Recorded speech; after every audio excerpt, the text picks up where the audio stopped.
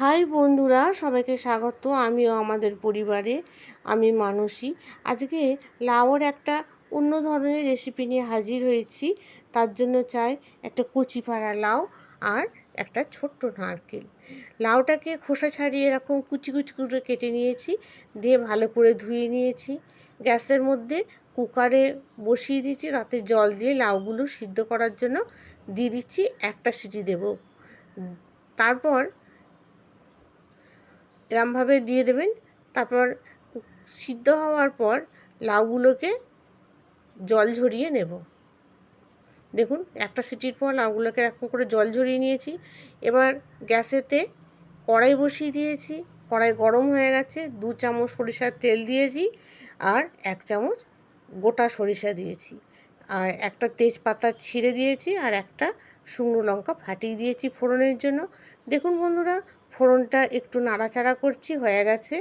এবার আদা আর জিরে একসঙ্গে বেটে ওর মধ্যে দিয়ে দিয়েছি। এটার মধ্যে খুব একটা বেশি মশলা লাগবে না, কিন্তু খেতে হবে দুর্দান্ত, খুব মজাদার। গরম ভাতে তার কিছুই লাগবে না। দেখুন মশলাটা হয়ে গেছে।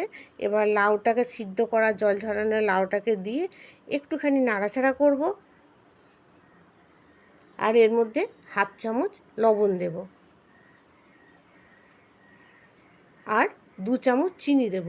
যেহেতু লাউ একটু মিষ্টি মিষ্টিই ভালো লাগে, 2 চামচ চিনি দিলাম। এবার চিনি দেওয়ার পর একটু নাড়াচাড়া করব। লাউতে জল থাকে, সুতরাং আর জল দেওয়ার কোনো দরকার নেই। ও একই লাউটা সিদ্ধ হয়ে আছে, এই জন্য খুব চটপট হয়ে যাবে। এবার নারকেলটাকে ভেঙে এরমভাবে কুড়ে নিয়েছি, ছোট 1 বাটি নারকেল দিচ্ছি, নারকেল কোড়া দিয়ে একটু নাড়াচাড়া করে এবার ঢাকা দিয়ে দেবো।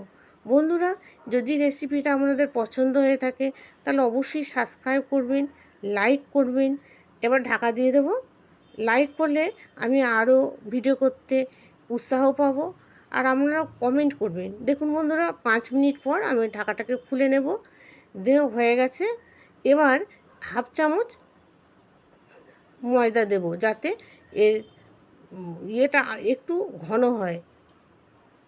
লাউটার মধ্যে কোনো আলু দেওয়া নেই, সেই জন্য একটু ঘন হওয়ার জন্য এটাকে 1 চামচ মতো ময়দা দিয়ে দিলাম। আর আমাদের মতামত খুবই গুরুত্বপূর্ণ।